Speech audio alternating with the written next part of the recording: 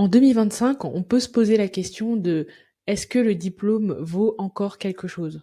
Non, parce que je vois plein de jeunes autour de moi qui sont dépassés et qui galèrent à trouver un emploi stable, ce qui est clairement une aberration, surtout dans un pays comme la France qui est censé donner des opportunités et une chance à un maximum de personnes.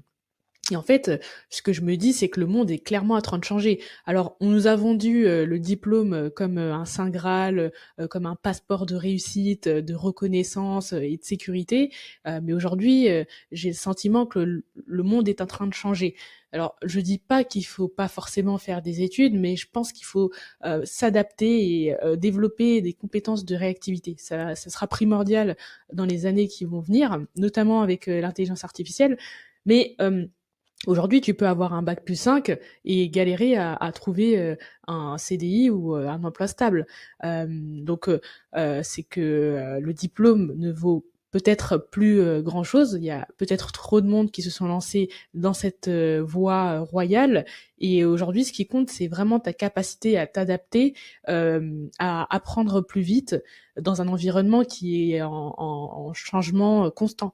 Et c'est aussi ton énergie, ton audace, ta curiosité qui te permet en fait de dénicher de nouvelles opportunités.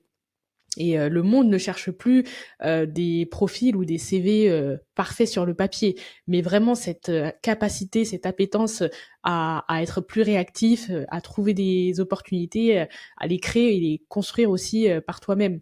Donc moi, ce que je te recommande, c'est vraiment de créer ton propre système et de le développer au maximum. Donc en te formant déjà dans un premier temps, mais aussi en apprenant et en faisant par toi-même ta propre expérience des choses pour t'en sortir dans le monde de demain. Et on le voit d'ailleurs aujourd'hui avec l'intelligence artificielle qui prend de plus en plus de place.